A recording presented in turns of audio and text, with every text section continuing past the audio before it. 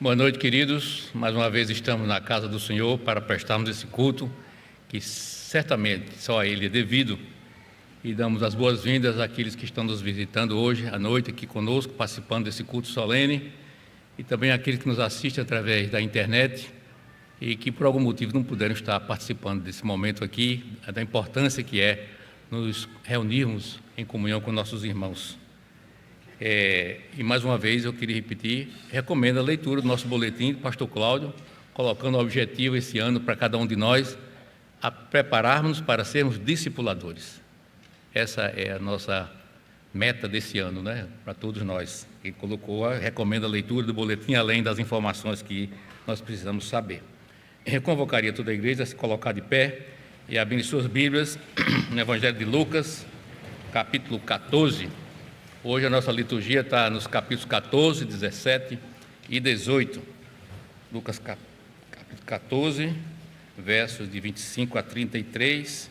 E vamos fazer essa leitura de forma alternada, queridos. Diz assim a palavra de Deus: grandes multidões o acompanhavam e ele, voltando-se, lhes disse: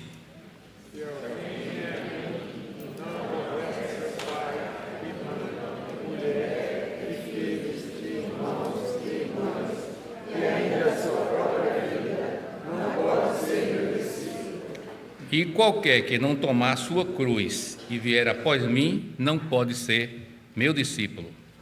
Por qual de vós pretendemos construir uma torre, não se assenta primeiro para calcular as despesas e verificar se tem meios para concluir.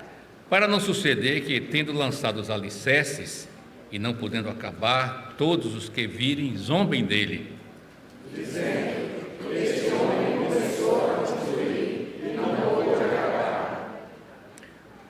Ou qual é o rei que, indo para combater outro rei, não se assenta primeiro para calcular se com 10.000 homens poderá enfrentar o que vem contra ele com 20.000?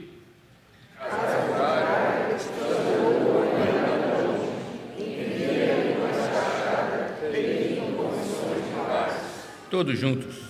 Assim, pois, todo aquele que dentre vós não renuncia a tudo quanto tem, não pode ser meu discípulo. Que Deus aplique essa porção da palavra no nosso coração e saber o custo de que significa seguir a Ele, né? Como o orçamento de uma obra, se aí não tiver o dinheiro para concluir, né, vão zombar da gente. Graças a Deus, por sua graça e misericórdia, concluímos o nosso edifício de educação religiosa para edificação da igreja e das gerações futuras. Curvemos nossas cabeças, sejamos elevados a Deus nessa oração. Ó Deus, muito obrigado porque estamos em comunhão com nossos irmãos nesse primeiro dia da semana, já no ocaso do dia, mas te agradecendo porque pudemos vir à tua casa, reconhecer o que o Senhor é e a grandeza do teu nome, a tua glória, o teu poder, e que cada um que veio aqui com sinceridade de coração te louvar, reconhecendo que o Senhor é Deus, que enviou o seu Filho para que morresse numa cruz para a nossa salvação eterna.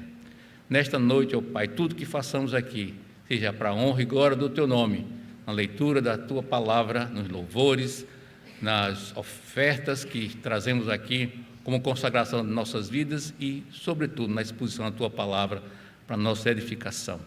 É no nome do Senhor Jesus que nós te oramos e te agradecemos. Amém. Sejamos levados agora com o cântico de louvor, com o nosso grupo de louvor.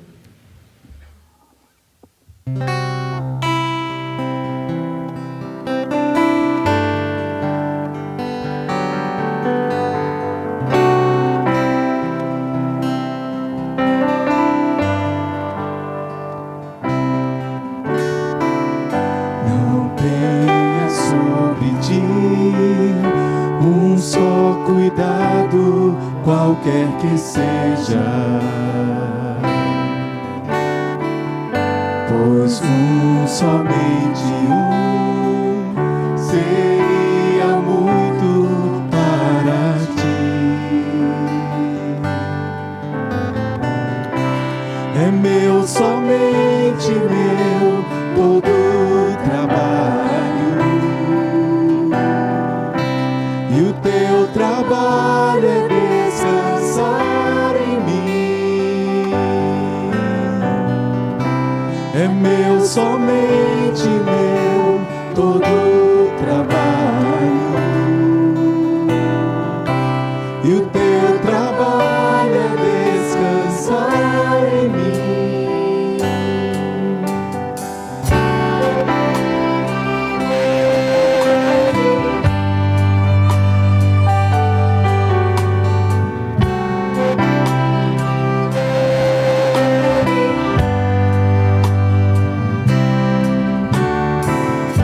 Não temas quando enfim tiveres que tomar decisão. Entrega tudo a mim, confia de todo o coração. É meu, somente meu, todo o trabalho. E o teu trabalho é descansar em mim. É meu, somente meu, todo o trabalho. E o teu trabalho é descansar em mim.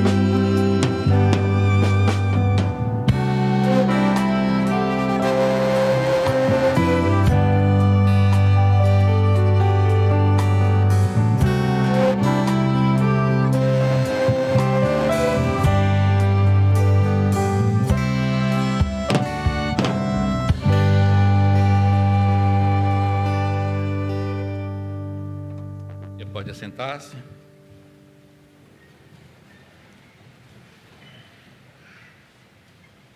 Nós agora vamos para o capítulo 17 de Lucas, versos de 3 a 10. A congregação vai ler também de forma alternada. O que eu posso dizer nesse momento é que é a confissão de pecados e a consagração. O evangelista aqui, Lucas, ele registra que Jesus nos ensina sempre a perdoar e sempre a obedecer. Aí na nossa Bíblia tem perdão e fé, não é? Então, após a leitura, aqueles que puderem se ajoelhar podem fazê-lo, os que quiserem. E logo após a leitura, pedir ao pastor Wilson Durães, que está conosco, nos levar a Deus nessa oração de confissão. Vamos ler de forma alternada, capítulo 17, versos de 3 a 10, de forma alternada.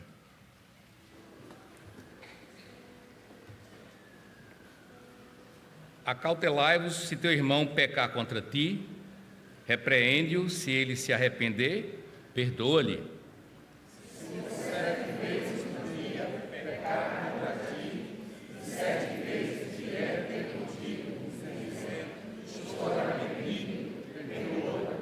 Então disseram os apóstolos ao Senhor: aumenta-nos a fé.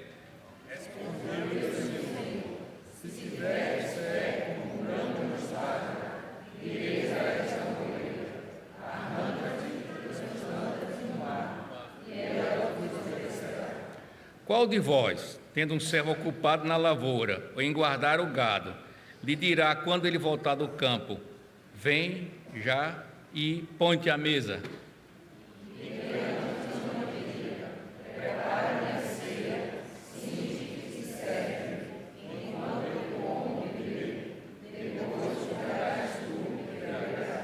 Porventura terá de agradecer ao seu servo, porque este fez o que lhe havia ordenado? Todos. Assim também vós, depois de haveres feito quanto ordenado, dizei: somos servos inúteis, porque fizemos apenas o que devíamos fazer. Mais uma vez, que Deus coloque no coração esse ensino de perdão e fé. Sempre perdoar e crer na sua palavra. Curvemos nossas cabeças, quem puder se ajoelhar, aí, enquanto o pastor Wilson, em algum momento, possa levar a Deus intercessão para a nossa igreja.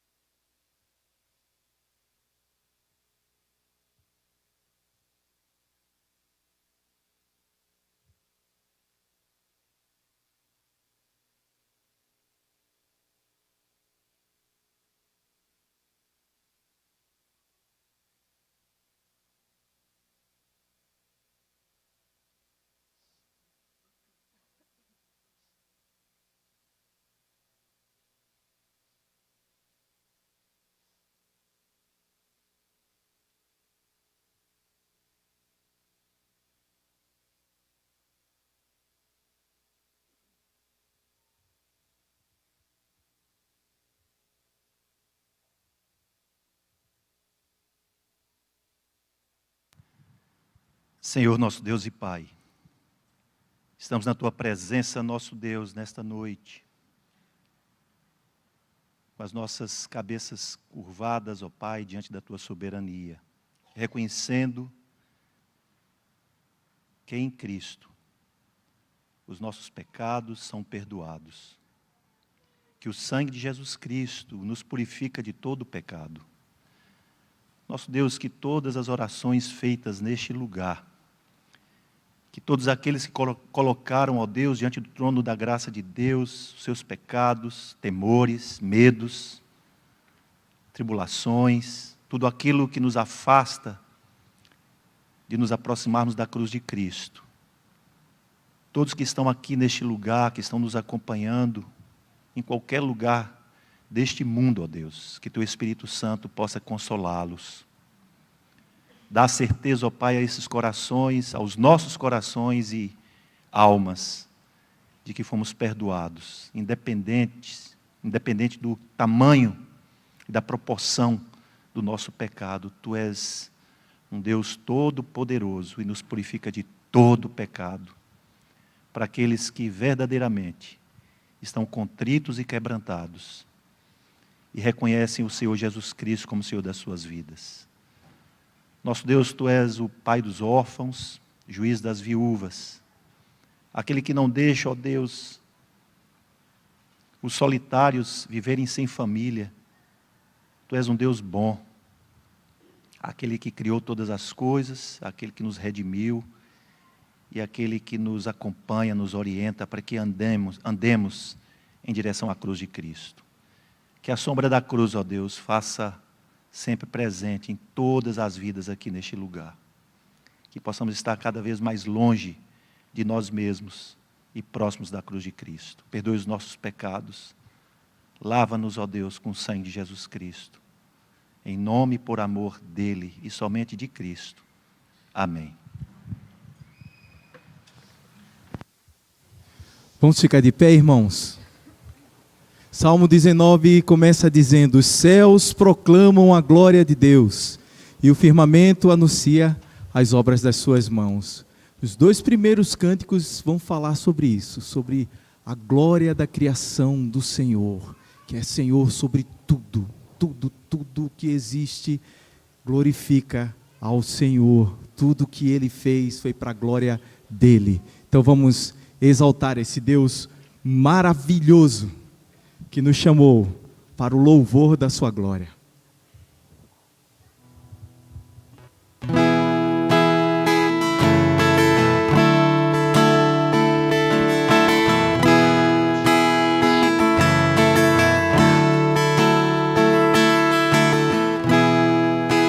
Rei da criação, da terra, céu e mar, fez do céu o teu palácio, toda a glória iremos dar.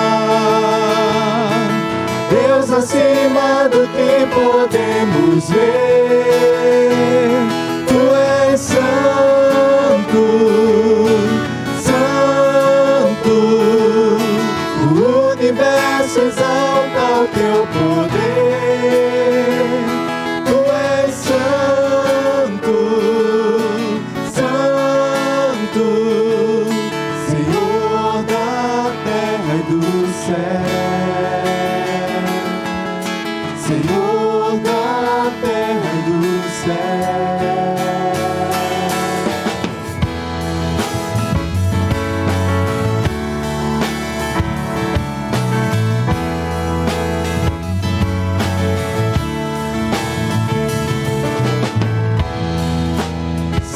De manhã,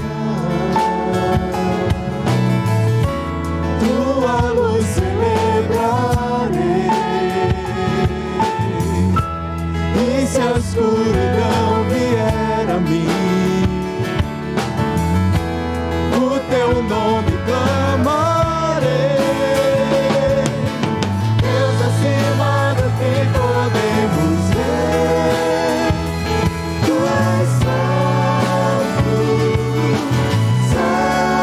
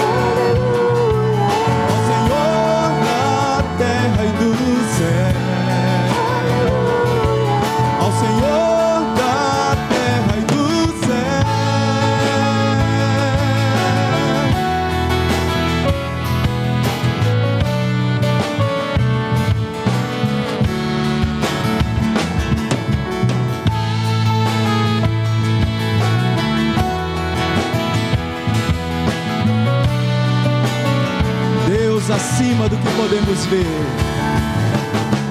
Deus acima do que podemos ver. Tu és santo, santo. O universo exalta o teu poder. Tu és santo, santo. Deus acima do que podemos ver. Tu és santo, santo. O universo exalta o teu poder. Tu és santo, santo. Tu és santo, santo. Mulheres, ao Senhor da terra e do céu, ao Senhor da terra e do céu, ao Senhor da terra e do céu.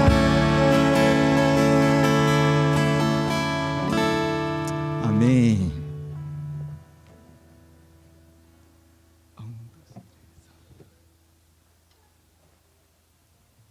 Só um momento.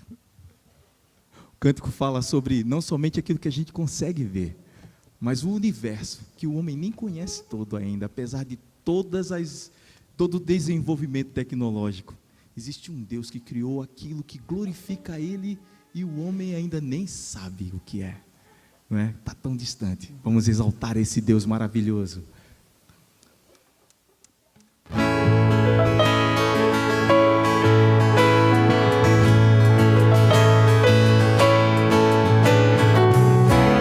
Dos mais altos montes ao mais fundo do mar, a criação revela a tua glória. Há perfumes e cores em todo lugar, cada ser entoando na música, impossível descrever. Tu chamas cada estrela do céu pelo nome. Tu és tremendo, impossível compreender.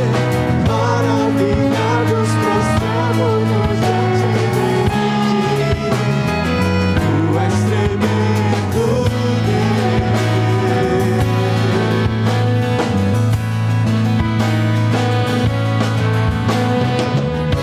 comanda os relâmpagos e os trovões. Quem dá ordem às chuvas sobre as nações. Quem criou lua e sol e a fonte da luz. Fez os dias e as noites e a tudo conduz.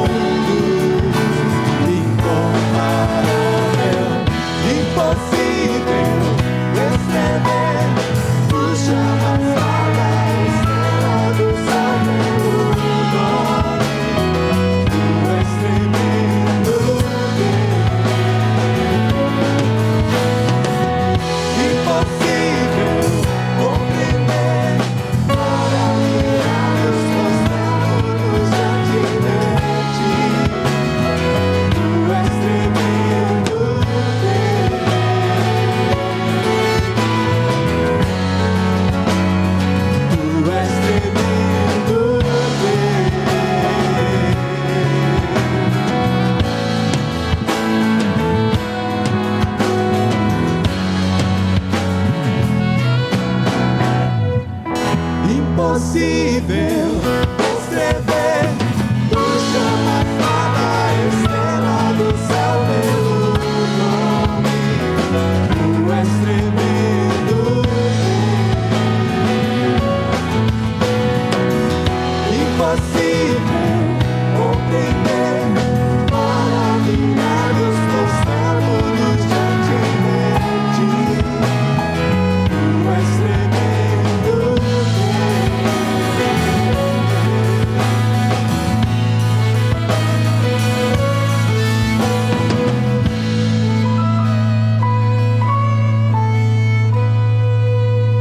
Podemos sentar, irmãos.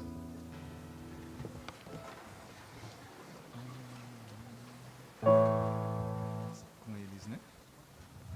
A gente está em ajuste aqui com os violinos também, mas a gente vai chegar no entrosamento, no correto, né? Enquanto isso, a gente adora ao Senhor e vai experimentando das maravilhas dele.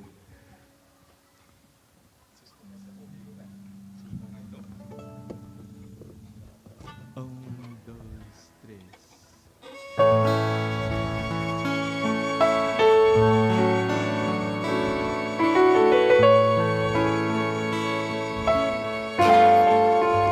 Quando olho tua santidade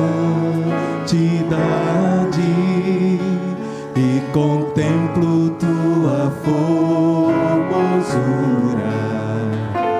quando tudo se apaga devido ao teu esplendor,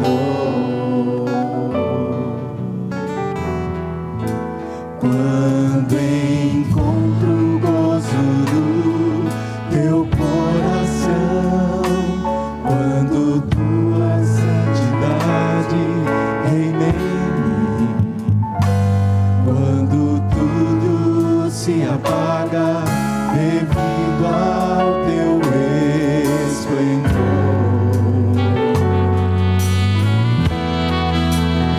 eu te adoro. Eu te adoro,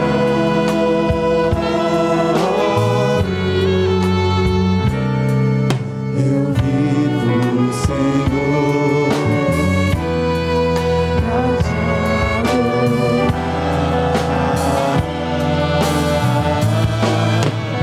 Eu te adoro, eu te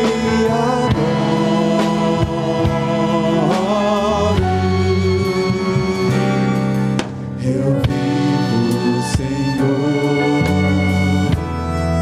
pra te adorar. Quando encontro gozo no teu coração, quando encontro gozo no teu coração, quando tua santidade reina em mim, quando tudo se apaga devido ao teu esplendor, eu te adoro, eu te adoro,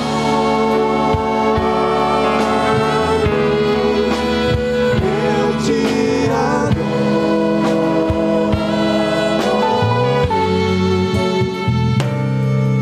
eu vivo, Senhor, pra te adorar.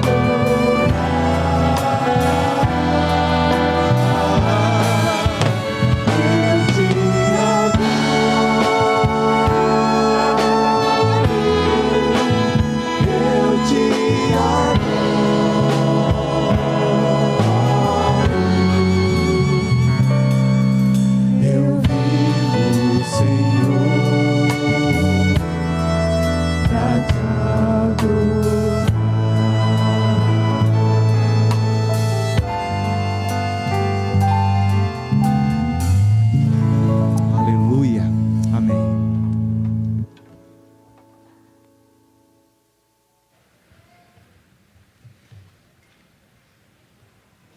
Continuando, irmãos, a nossa adoração ao Senhor, ainda no Evangelho de Lucas, nesse momento, onde vamos fazer a nossa dedicação dos dízimos e das nossas ofertas. Nesse capítulo 18, do verso de 9 a 14, que nós vamos ler de forma alternada, ele inicia com Jesus contando parábolas, ensinando que quem se engrandece e se exalta será humilhado. E nesses versículos que nós vamos ler agora, aquele que reconhece a sua condição de pecador será exaltado. Portanto, na leitura depois, nos humilhemos diante da santidade de Deus e consagremos nossas vidas àquele a quem tudo pertence. Eu me lembro do Salmo 24, o Senhor pertence à terra, no mundo e tudo que nele contém. Então, demos graças a Deus por Ele, que é o autor da vida, dono de todas as coisas, de toda a prata. Vamos ficar de pé todos, abrir nossas Bíblias aí, Lucas 18, verso de 9 a 14, façamos essa leitura de forma alternada. Diz assim a palavra de Deus: propôs também esta parábola e alguns que confiavam em si mesmos por se considerarem justos e desprezavam os outros.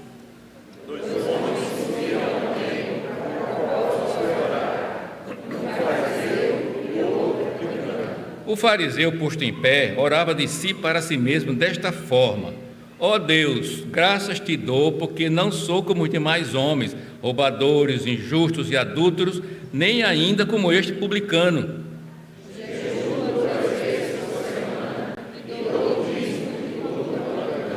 O publicano, estando em pé, longe, não ousava nem ainda levantar os olhos ao céu, mas batia no peito, dizendo: ó Deus, sê propício a mim, pecador. Todos juntos. Digo-vos que este desceu justificado para a sua casa, e não aquele, porque todo o que se exalta será humilhado, mas o que se humilha será exaltado. Louvado seja o nome do Senhor. Então, enquanto entoamos um hino de louvor ao nosso Deus, os que tiverem preparados seus dízimos, suas ofertas, podem fazer neste momento.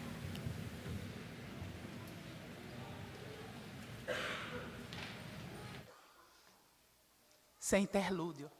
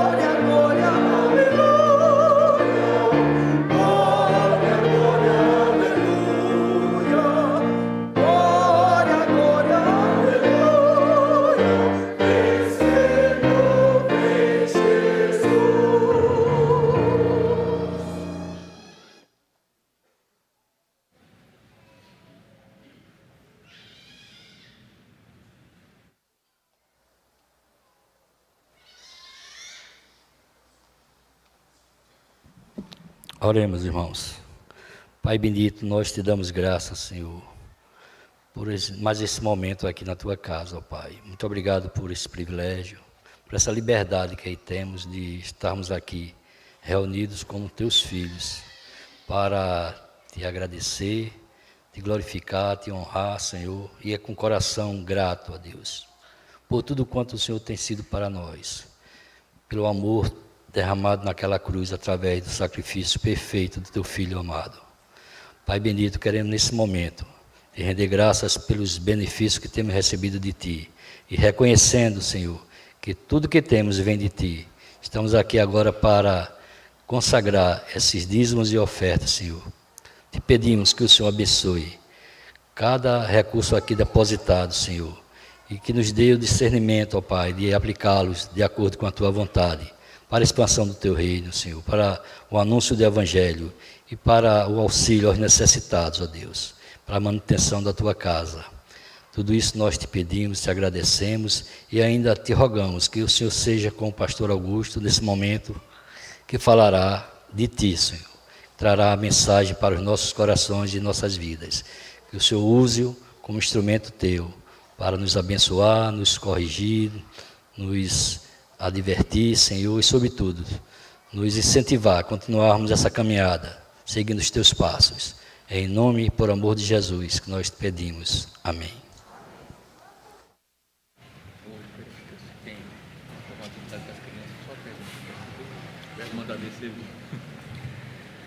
Irmãos, antes de começarmos, eu queria perguntar se temos alguma atividade para as crianças. Temos de que 10 a 10 anos. 2 a 10. Então as crianças de 2 a 10 anos, elas podem se retirar para o local.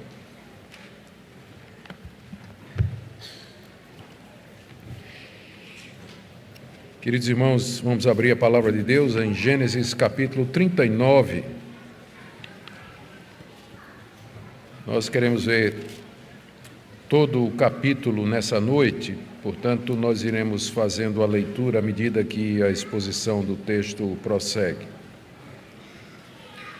Queremos aproveitar para cumprimentar todos aqueles que nos visitam nessa noite, sejam bem-vindos. E também aqueles que nos acompanham pela transmissão através da internet.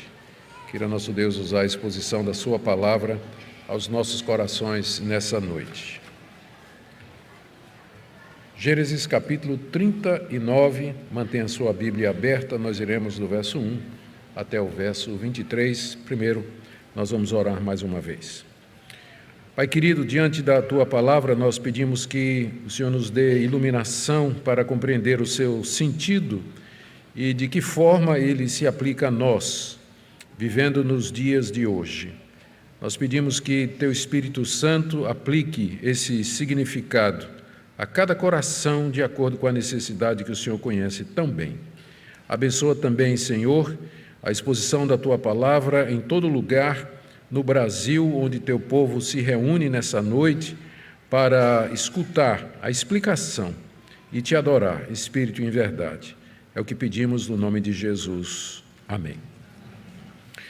Queridos, na mensagem anterior dessa série no livro de Gênesis, nós fizemos a exposição do capítulo 38, que conta a história de como Judá, um dos filhos de Jacó, acabou engravidando a sua nora sem saber e gerando 2 filhos, um dos quais, Perez, faria parte da genealogia de Jesus. Mas agora Moisés, depois de contar essa história, ele retoma a história de José, que ele havia parado no relato de como seus irmãos o traíram e o venderam a uns mercadores ismaelitas que estavam indo para o Egito. E hoje nós veremos o que aconteceu com José depois que ele chegou no Egito. Moisés retoma a história de José. Ele começa relatando como José se tornou mordomo da casa de Potifar, que foi o homem que o comprou no Egito.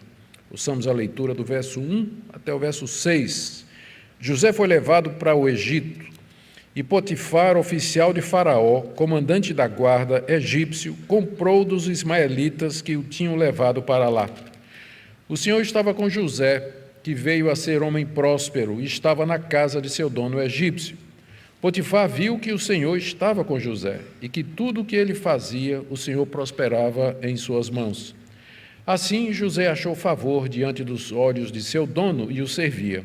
E ele pôs José por mordomo de sua casa e lhe passou às mãos tudo o que tinha. E desde que Potifar o fez mordomo de sua casa e encarregado de tudo o que tinha, o Senhor abençoou a casa do egípcio por causa de José. A bênção do Senhor estava sobre tudo o que tinha, tanto em casa como no campo. Potifar confiou tudo o que tinha às mãos de José, de maneira que não se preocupava com nada a não ser com o pão que comia. Lemos aqui como José é comprado por esse homem chamado Potifar.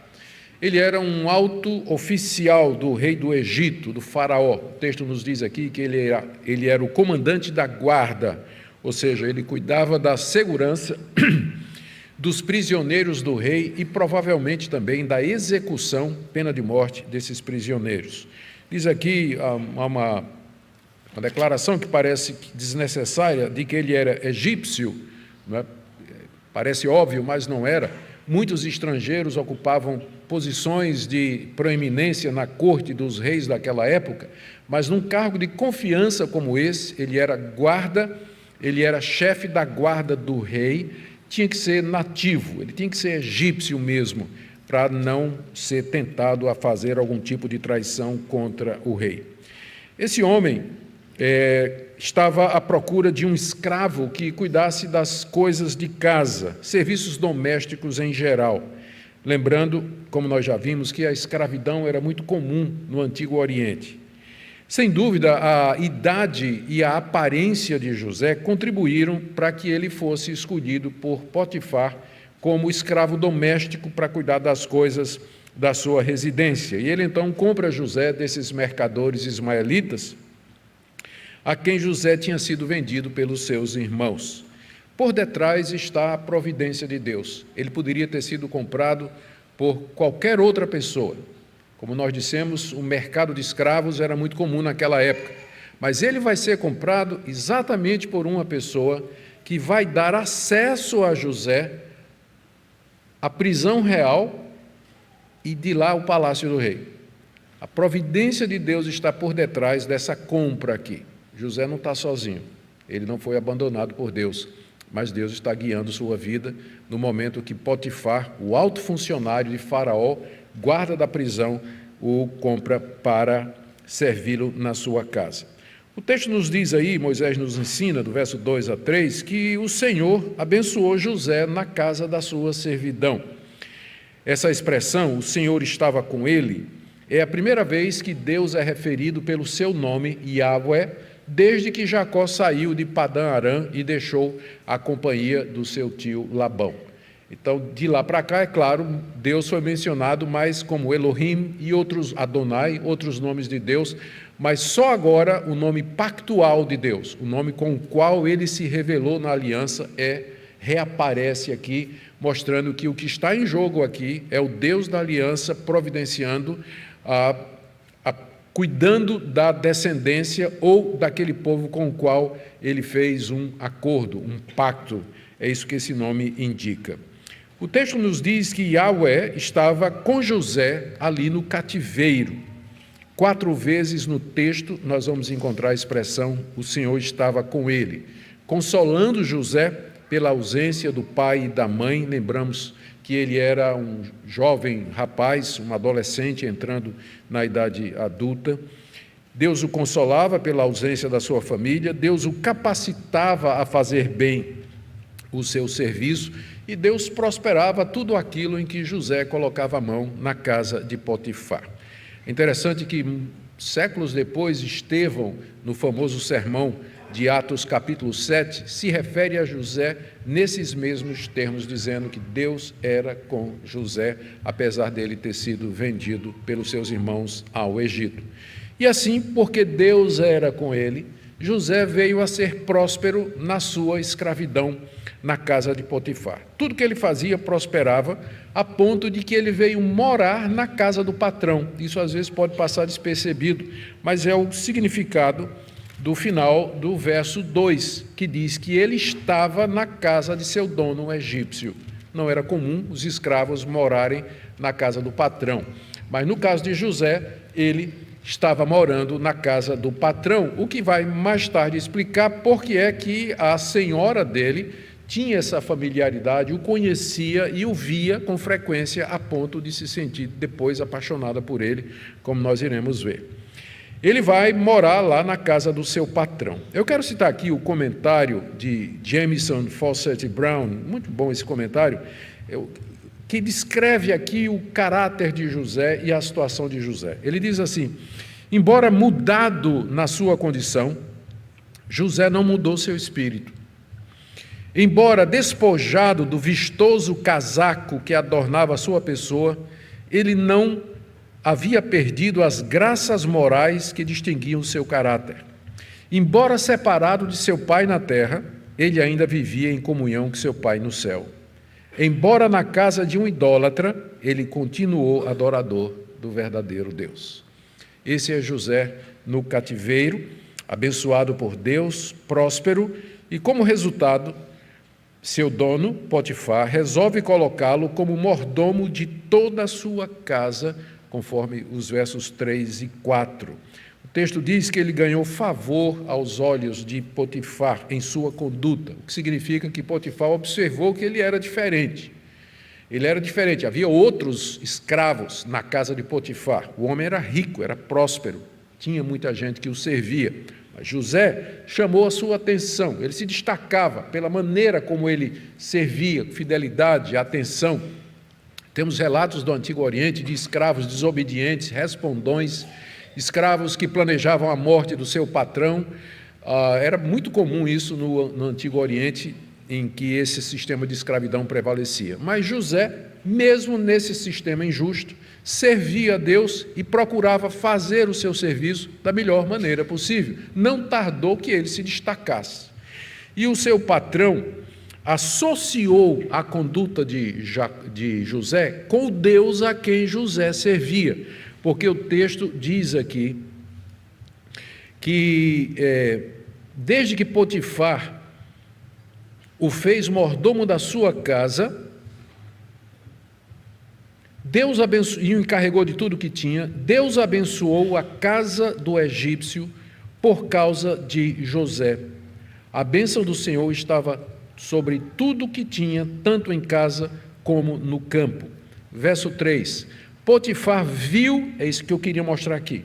Potifar viu que o Senhor estava com José e que tudo o que ele fazia, o Senhor prosperava em suas mãos. Percebam que Potifar associou aquela conduta de José ao Deus a quem José servia, porque o texto diz que ele viu que o Senhor estava com José. Ora, Potifar era um pagão, ele era adorador do Deus Sol, inclusive o nome dele está associado à adoração do Deus Sol, que era feita no delta do Nilo. Daí alguns estudiosos acham que isso aqui se passa no extremo norte do Egito, na fronteira de Canaã, Heliópolis, a cidade que foi erigida em homenagem ao Deus Sol, exatamente porque Potifar é um nome que tem a ver com esse Deus que era adorado somente ali naquela região. Potifar era um pagão, ele adorava o sol, adorava outros deuses, mas o texto diz que ele viu que o Senhor, Yahweh, fazia José prosperar. Isso significa que José demonstrava abertamente de que ele era seguidor de Yahweh. Ele não era adorador do sol, ele não era adorador de outros deuses, mas que ele adorava o Deus de seus pais, o Deus de Abraão, de Isaac e de Jacó. E Potifar não demorou em fazer essa associação. Ou seja, ele é assim porque o Deus dele está com ele. O Deus dele está com ele. E não tardou em colocá-lo como mordomo de tudo que tinha para administrar os seus bens, como ajudante pessoal, assistente particular das coisas da casa, que envolvia chefiar outros escravos, cuidar das provisões, cuidar dos alimentos, atender às necessidades da família de Faraó que morava com ele e provavelmente também das plantações e do gado que Potifar possuía, porque diz aqui que a bênção de Deus, no final de verso 5, a bênção do Senhor estava sobre tudo que Potifar tinha, tanto em casa como no campo. Campo só pode ser ou plantação ou criação. E a bênção de Deus também estava lá nessas posses, né, nos negócios de Potifar, na cidade e no campo, por causa de José. E ele se tornou líder, ele mandava em tudo. a ponto de dizer aqui, no verso 6, que Potifar não se preocupava com nada, a não ser com o pão que comia. Era a única preocupação. José, o que é que a gente vai comer hoje no almoço? Só. Porque tudo mais estava nas mãos de José. E José se desempenhava com muita fidelidade. E o Senhor, diz o texto, abençoou Potifar por causa de José, como antes o Senhor tinha abençoado Labão por causa de Jacó. E o Senhor abençoou os moradores, ou livrou Ló de Sodoma e Gomorra por causa da presença de Abraão. Ele fez com que tudo corresse bem no lar de Potifar, a ponto de Potifar confiar nele. Tudo parecia ir muito bem, até que a mulher de Potifar coloca os olhos em José.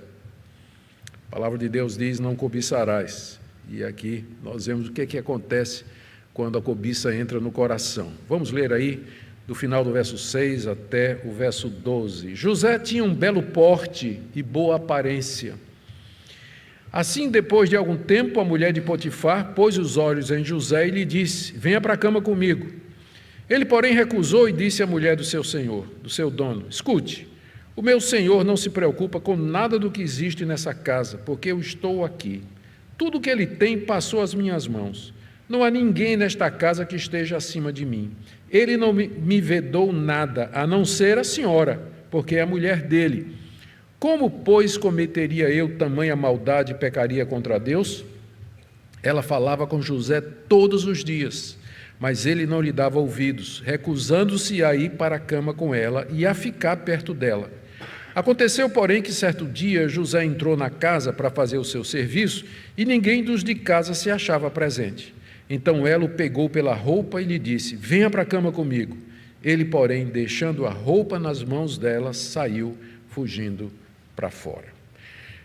José era um rapaz bonito, e atraente, é aí que diz. Ele não somente era competente, mas ele era atraente também. Tinha um belo porte e boa aparência, puxou a mãe Raquel. É interessante que os mesmos termos que são usados para descrever a aparência de José são usados para descrever Raquel, lá no episódio em que Jacó a encontra no poço, lá em Padã Arã. Então ele puxou pela mãe, puxou a mãe. E era bonito, era um rapaz atraente, diz aí o texto, já preparando o que é que vai acontecer. Ele estava na casa diariamente e certamente tinha contato constante com sua patroa. E, além disso, ele agora tinha acabado de ser promovido como chefe de tudo que se passava ali. Então, não tardou que a esposa de Potifar acabasse cobiçando José e o chamasse para a cama, como diz aí o verso 7, depois de algum tempo que José estava nessa função e exercendo o seu trabalho na casa, diariamente, o marido trabalhando fora, na prisão, na guarda real. Então, ela colocou os olhos em José e fez esse convite. É mais do que o convite, era quase que uma ordem, uma vez que José ainda era escravo do marido dela. A literatura do Egito Antigo fala que as mulheres egípcias, da nobreza especialmente, eram muito frívolas, libertinas e infiéis no casamento. Mas, embora os povos pagãos, como os egípcios, mesopotâmios, os sírios, cananeus, eles fossem conhecidos pela libertinagem sexual, havia limites. E um deles era a questão do adultério, que era considerado como uma coisa séria em todas as culturas daquela época, embora houvesse alguma tolerância, como é o caso do Egito e entre os cananeus. José, entretanto, resistiu à tentação que a sua patroa lhe trazia. A mulher o assediou e queria que ele fosse para a cama com ela, e ele não foi. Ele resistiu, e não deve ter sido fácil, porque era a mulher de um alto oficial do rei, devia ser uma mulher bonita, atraente, além disso, estava dando uma ordem para ele. Ele teria todas as razões, todas as desculpas para atender aquele apelo, mas ele resistiu firmemente à cantada da sua patroa, com 4 argumentos. Primeiro, no verso 8, Ele diz assim: ele recusou e disse à mulher do seu dono: escute, o meu senhor não se preocupa com nada do que existe nessa casa, porque eu estou aqui, tudo o que ele tem passou às minhas mãos. Primeira maneira como José lidou com essa tentação foi tendo consciência de onde ele estava, o que é que ele era. Ele estava num cargo de confiança, ele tinha sido colocado ali pelo seu patrão, ele tinha domínio sobre todas as coisas. E aquilo, para alguém que é responsável e sério como José, era um argumento muito forte para não fazer aquilo que a patroa estava dizendo para ele fazer. O segundo argumento tem a ver com o respeito que ele tinha com o seu patrão.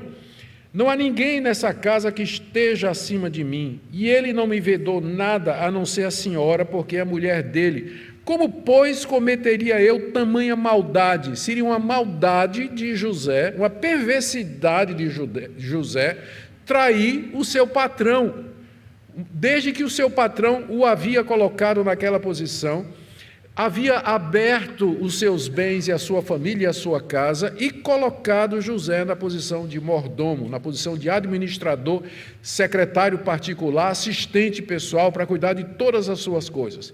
José estava consciente da sua posição, sabia que era posição de confiança e ele respeitava o seu patrão. Mas o argumento mais forte, eu disse que eram quatro, na verdade são 3 argumentos. O terceiro argumento, e que é o mais forte e bastante revelador, é que para José isso seria um pecado contra Deus. Para aquela mulher que adorava o sol, esses deuses pagãos, eles não têm exigências morais, mas Yahweh tem. O Deus de Israel, o Deus de Abraão, de Isaac e de Jacó, o Deus que José aprendeu a temer e conhecer, ele tem demandas, ele tem uma lei que ele deu e revelou a toda a criação, a todos os homens, pela natureza e pela consciência. É claro que Moisés ainda não tinha dado a essa altura, ainda não havia ainda os 10 mandamentos na forma de código moral. Isso vai acontecer muito tempo depois de José, mas a lei moral, a essência dos 10 mandamentos, já está gravada no coração de todos os homens, como Paulo diz em Romanos capítulo 2, que a lei está gravada no coração daqueles que não conhecem a lei de Moisés. Também Paulo diz que pela natureza você pode ver que há um Deus que criou todas as coisas e a quem nós somos responsáveis. Então José tinha essa consciência clara de que se ele se deitasse com a mulher do seu próximo, ele estaria pecando contra Deus.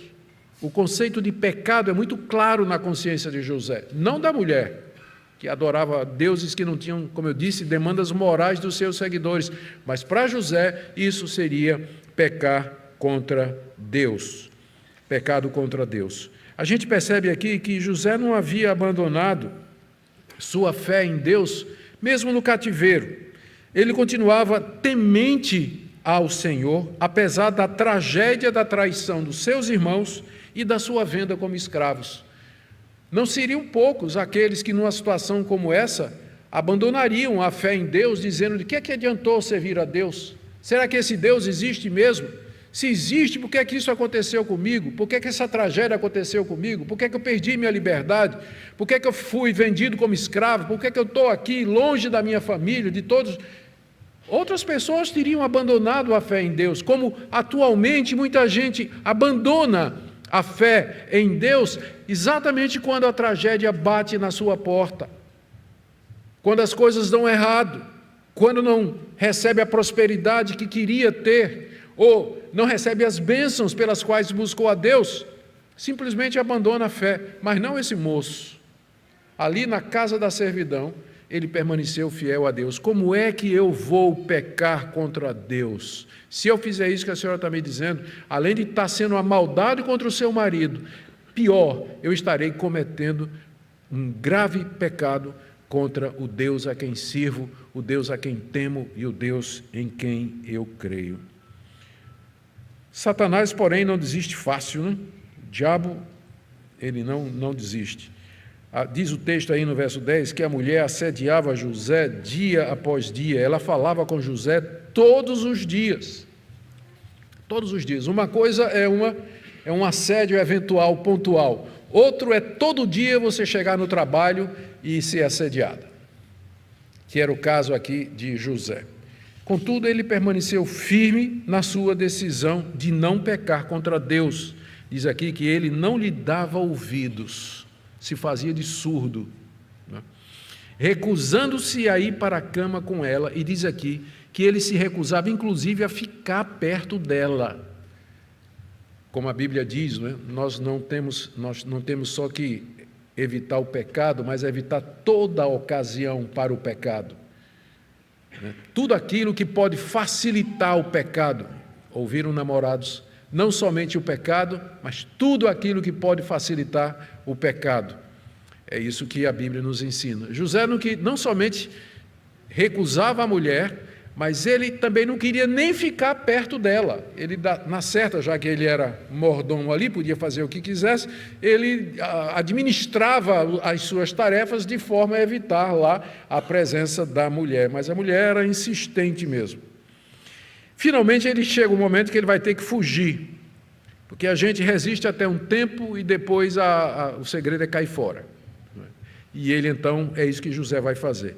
Diz aí do verso 11 a 12 que um dia em que José estava em casa para fazer o seu trabalho, aconteceu que estavam os dois, não tinha mais ninguém na casa. Lemos aí no verso 11, não é? Que ninguém dos da casa se achava presente quando José chegou, ou José entrou para fazer o serviço. A gente não sabe se era porque todos os demais servos estavam ocupados em alguma tarefa no campo, ou se a mulher preparou uma armadilha para José e dispensou os empregados, dispensou todo mundo, ficou só ele e ela. E aí então, diz aí o verso 12, ela o pegou pela roupa, ela não tinha feito, o assédio não tinha chegado a esse ponto antes, né? Até agora era só cantada, mas agora ela chega, ela se joga em cima dele e pega pela roupa e diz, venha para a cama comigo. Mas diz aí, a gente está dizendo aqui o texto, não é, que é pela roupa, mas se você tem outras versões aí, você vai ver que elas traduzem ou capa ou manto. É a segunda vez que José tem problema com capa, né? Capa era uma cruz na vida de José. Todas as duas que ele tinha, acabou dando problema para ele. Muito bem, então a mulher o pegou pela capa, pelo manto, que é o mais apropriado, e disse, venha para a cama comigo. Ele, porém, note aqui, deixando a roupa, a capa, nas mãos dela, saiu fugindo para fora. Porque é melhor você perder uma boa capa do que perder uma boa consciência. E ele fez a escolha certa. Perdeu a capa dele, mas manteve a sua consciência de que ele não havia pecado diante de Deus. Ele saiu, fugiu, porque tem horas... Tem momentos em que você consegue ficar no ambiente do assédio, da tentação e resistir, dizer não. Mas tem uma hora que não dá mesmo, o que você tem que fazer é sair. Às vezes você está num relacionamento, uma amizade ou num trabalho em que você dá para ir aguentando durante um tempo. Mas de repente tem a hora que você só tem um jeito, para preservar a sua consciência e a sua vida espiritual, é você fugir mesmo, como José fez aqui. E quando ele fugiu, deixou a capa e a mulher viu ali uma oportunidade para se vingar dele. Vamos ler aí do verso 13 até o verso 18, a vingança da mulher repudiada, mulher de Faraó. Quando notou que José tinha fugido para fora, mas havia deixado a roupa nas mãos dela, chamou pelos homens de sua casa e lhes disse, vejam, meu marido nos trouxe esse hebreu para nos humilhar. Ele entrou no meu quarto querendo me levar para a cama, mas eu gritei bem alto. Quando ele ouviu que eu levantava a voz e gritava, deixou a roupa ao meu lado e saiu fugindo para fora. Ela conservou junto de si a roupa de José, até que o dono dele voltasse para casa. Então lhe falou segundo as mesmas palavras e disse, o escravo hebreu que você nos trouxe entrou no meu quarto para me humilhar. Mas quando levantei a voz e gritei, ele deixou a roupa ao meu lado e fugiu para fora. Aqui José falsamente acusado de assédio por essa mulher, que está irada, frustrada, se sente repudiada e, portanto, extremamente vingativa. Ela viu na capa de José uma oportunidade para se vingar dele. Quando José foge, ela chama de volta os empregados, lemos aí no verso 14, apresenta a capa de José como prova e o denuncia por assédio e coloca a culpa no marido. Vejam, esse escravo hebreu que o meu marido trouxe. Isso lembra alguma coisa lá no Jardim do Éden, né? Só que era o contrário. A mulher que tu me deste. Aqui é o meu marido trouxe esse escravo para cá. Ela coloca a culpa no marido, degrada José, chamando ele de hebreu, escravo hebreu. Veja aí, no verso 14, meu marido nos trouxe esse hebreu para nos humilhar. Embora não está dito no texto, só vai aparecer mais adiante no capítulo 43, verso 32, aqui de Gênesis, mas havia uma rivalidade entre os egípcios e os hebreus, provavelmente porque os hebreus eram pastores e no Egito havia adoração desses animais. Havia o boi Apis, por exemplo, que era adorado como divindade e que não era comido pelos hebreus, pelos egípcios, não é? Enquanto que os hebreus, eles trabalhavam na pecuária e tinham rebanhos e eles comiam tudo isso aí. O ponto é que havia uma rixa antiga entre egípcios e hebreus. E agora a mulher, né, falando para os outros homens, diz, o meu patrão, quer dizer, o meu senhor, o meu marido trouxe esse hebreu para cá. O nome hebreu vem de Eber, que é um descendente de Sem, por onde corre a linhagem de Abraão, Isaque e Jacó. Então, um dos nomes mais antigos para os israelitas, e que tem a ver com esse nome de Eber. A mulher degrada José, levantando essa inimizade, chamando ele de hebreu, mente dizendo que José queria humilhar a família de Potifar, mente dizendo que ele tinha ido até o quarto para se deitar com ela, mente dizendo que ela gritou, mais adiante na lei de Moisés será escrito que se uma mulher for assediada no campo e ela gritar, então ela não tem culpa, mas se ela não gritar, ela é cúmplice, não é? Ela é cúmplice. Então, aqui ela mente dizendo que ela gritou, parece que essa lei valia em todo lugar, e mente dizendo que José fugiu quando ela gritou. Nada disso era verdade, mas ela tinha a capa. Então a capa era evidência A, era a prova de que tudo que ela estava dizendo era verdade, tudo que ela estava dizendo. Ela ficou com a capa, diz aí o verso 16, e esperou até Potifar chegar em casa e repete as mesmas mentiras, implicitando que a culpa era dele. Veja o que ele diz aqui, não é? O que ela diz, o escravo hebreu que você nos trouxe. A mulher, então, quer se vingar. E parece que tudo isso aqui funcionou. Lemos aí 19 a 23, como José é lançado na prisão. Ouçam a leitura. Quando o dono ouviu as palavras de sua mulher, que lhe disse, foi assim que o seu escravo me tratou, ele ficou irado. E o dono de José o tomou e o lançou na prisão, no lugar onde os presos do rei estavam encarcerados. Ali José ficou na prisão. O Senhor, porém, estava com José, foi bondoso com ele e fez com que encontrasse favor aos olhos do carcereiro. Este confiou às mãos de José todos os presos que estavam no cárcere, e José fazia tudo o que se devia fazer ali. O carcereiro não se preocupava com nada do que tinha sido entregue às mãos de José, porque o Senhor estava com ele, e tudo o que ele fazia, o Senhor prosperava. Potifar, quando ouve a denúncia feita pela mulher, manda José imediatamente para a prisão. Está aí no verso 19. Ele acreditou tudo o que a esposa disse por causa da capa que ela apresentou como evidência. E o texto nos diz que ele ficou muito irado, ficou enfurecido com José. Mandou prendê-lo na prisão real, o que só faz sentido se ele fosse o administrador da prisão real, que era o local onde Faraó colocava os seus presos. Porque senão José era um escravo comum, ele era para ser jogado na prisão comum. Mas porque Potifar era o chefe da guarda de Faraó, ele cuidava dos prisioneiros do rei, então a prisão que ele tinha à sua disposição era aquela ali. E rapidamente José é lançado ali, de onde ele vai ser catapultado à corte do rei e se tornar o governador do Egito. Então veja como Deus está guiando a história por detrás de todos esses fatos aqui, que parecem fatos, a gente olha assim, e parece novela da Globo, né? O que a gente está vendo aqui. Né? Ele mandou prendê-lo na prisão real. Lembramos que no Antigo Oriente a prática era pena de morte, mas a literatura do Egito Antigo mostra que a prática da prisão, não tinha prisão em Israel.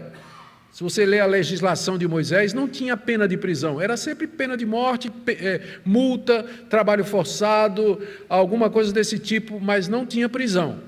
Prisão tinha no Egito, era uma prática comum no Egito, mas nos outros povos a pena de morte era o castigo para um tipo de coisa como essa daqui.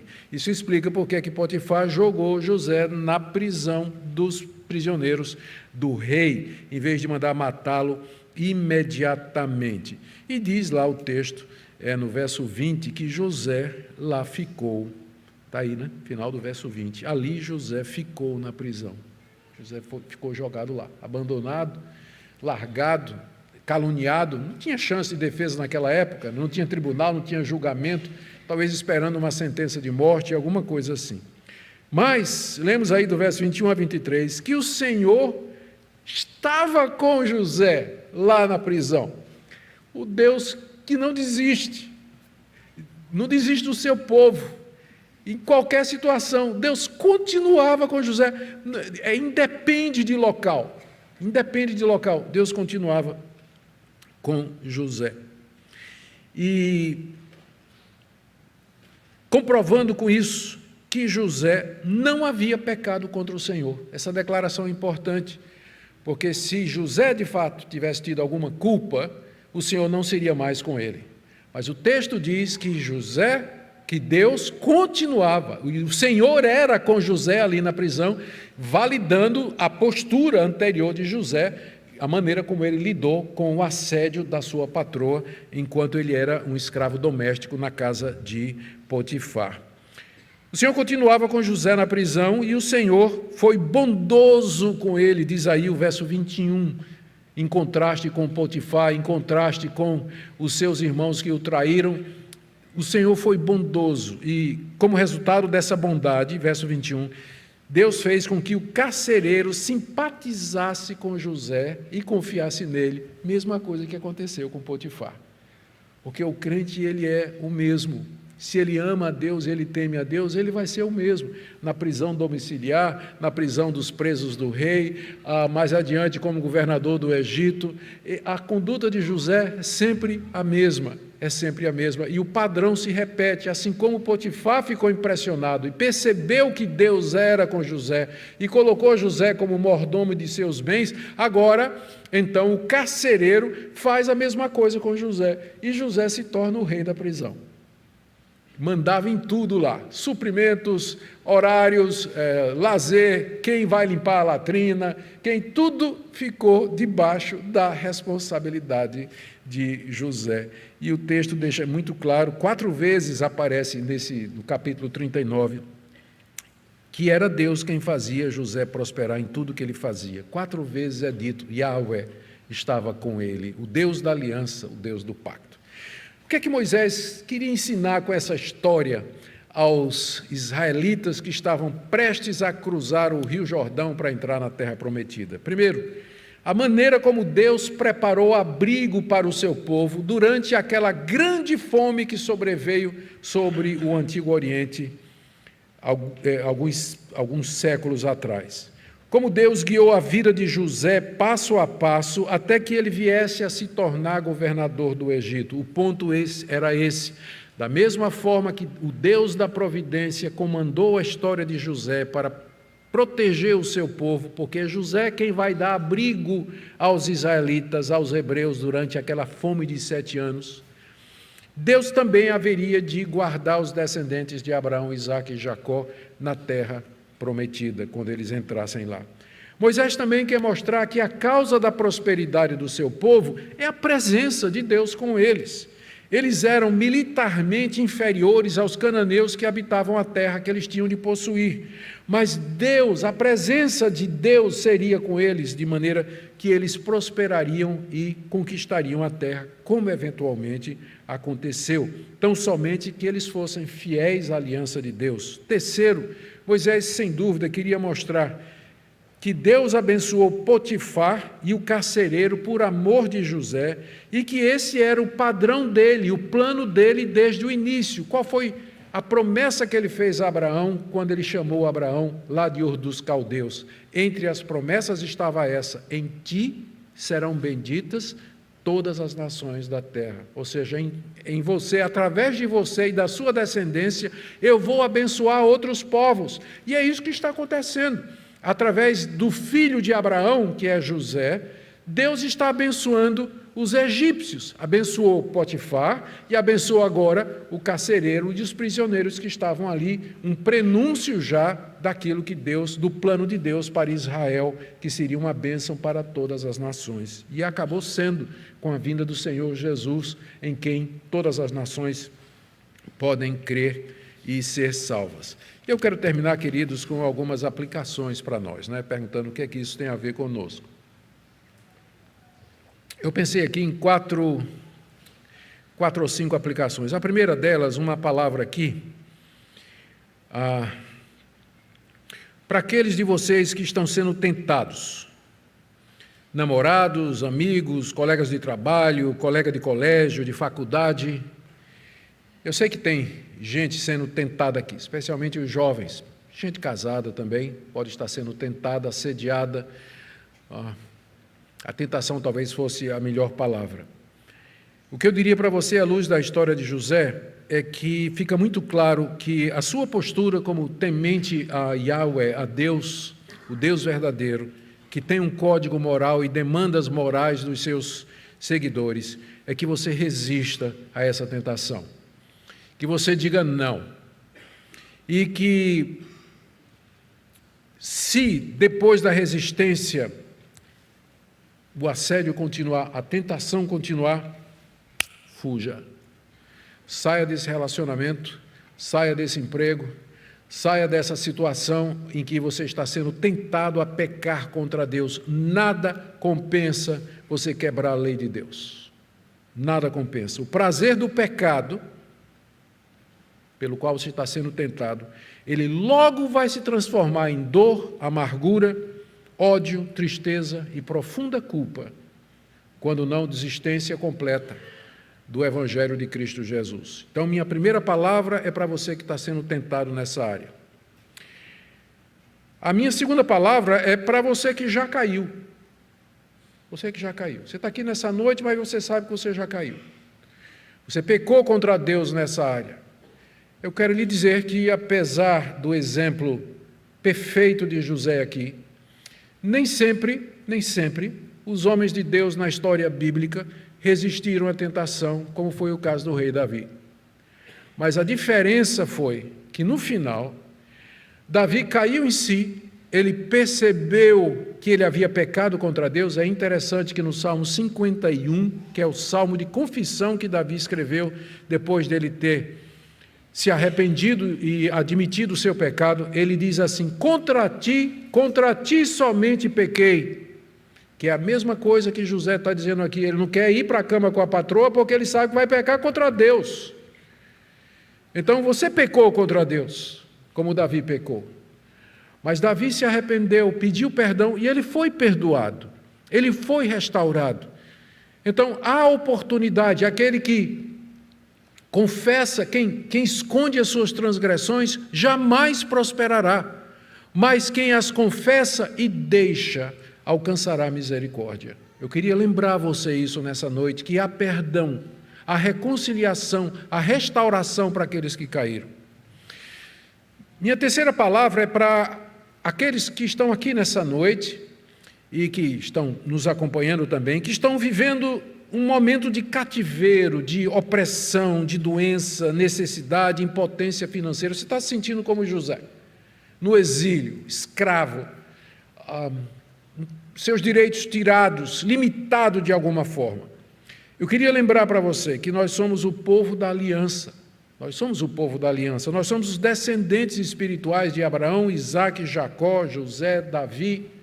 Nós somos discípulos de Cristo Jesus. Nosso Deus está conosco, mesmo nos momentos difíceis.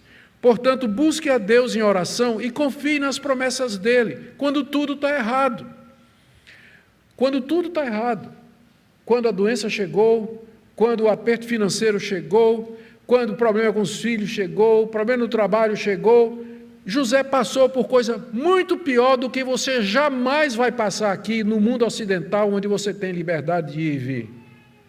José perdeu tudo que ele tinha, sua identidade, sua família, sua liberdade, o direito de escolher o que é que ele queria ser. Ele perdeu tudo isso, mas uma coisa ele não perdeu, a confiança em Deus.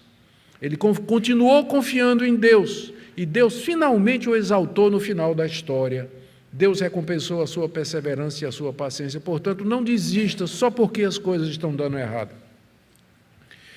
E minha última palavra é para todos nós que estamos aqui nessa noite e que estamos preocupados com a situação do nosso país e que olhamos para as coisas acontecendo, olhamos para notícias, algumas falsas, outras verdadeiras, mas ninguém haverá de negar que há um momento de tensão e preocupação em todo o Brasil.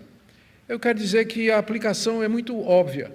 A gente pode se sentir como José, meio desamparado, meio fora de casa, meio sem esperança, meio sem perspectiva, meio sem futuro, mas o Senhor continua no trono do universo. Ele continua guiando as circunstâncias e no final vai ser como Ele quer, independente de Potifar, independente de Faraó, independente do carcereiro ou de qualquer outra pessoa que apareça na história de José ou na nossa. O nosso Deus tem o controle da história e Ele faz com que todas as coisas cooperem para o bem daqueles que o amam. Eu queria que você saísse daqui nessa noite com essa confiança. Nosso Deus está no trono. Nosso Deus reina. Por isso eu não vou pecar contra Ele. Por isso eu vou largar esse relacionamento sujo. Por isso eu vou parar de fazer o que eu estou fazendo e vivendo. Por isso eu vou me entregar para servi-lo todos os dias da minha vida, independentemente das circunstâncias, como José fez. Amém? Fiquemos em pé. Nós vamos cantar. Tem um hino. Eu acho que tem, não tem a ideia? Vamos cantar, né? Temos que responder ao nosso Deus em cântico de louvor e adoração. E logo depois nós terminaremos com oração e bênção.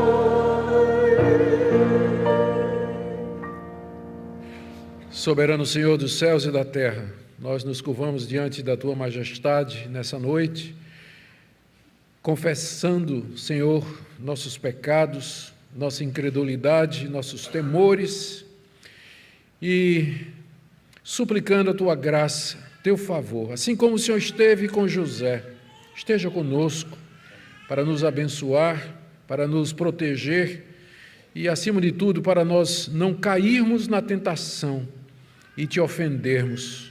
Que não sejam envergonhados por nossa causa os que esperam em Ti, ó Deus de Israel. Santo Deus, nós pedimos pelo nosso país, ajuda-nos, ó Deus, nesses momentos difíceis que nós enfrentamos, sem nunca perdermos de vista que a nossa esperança é escatológica, ela está nos céus, e que enquanto aqui nesse mundo nós Te serviremos de todo o nosso coração em que pesem as dificuldades. Nós oramos, ó Deus, por aqueles que estão aqui, tentados, passando por momentos difíceis, a todos da Tua graça. Livra-nos, ó Deus, para a Tua glória e para o Teu louvor. É o que pedimos em nome do Senhor Jesus. E que a graça do nosso Senhor e Salvador Jesus Cristo, que o amor de Deus nosso Pai, que a comunhão e a consolação do Espírito Santo seja com o povo de Deus aqui presente, agora e para sempre.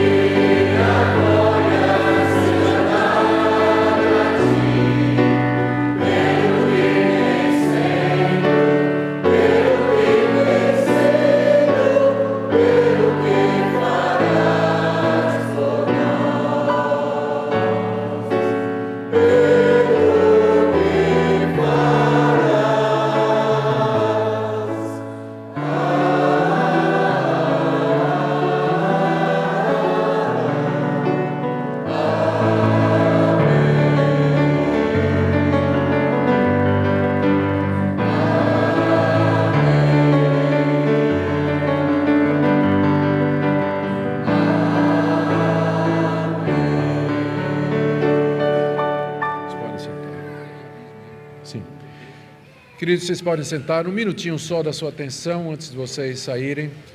O nosso pastor Cláudio, está de férias, também nosso pastor Joselito, e pedimos que os irmãos orem para que seja um tempo de refrigério e recuperação para eles.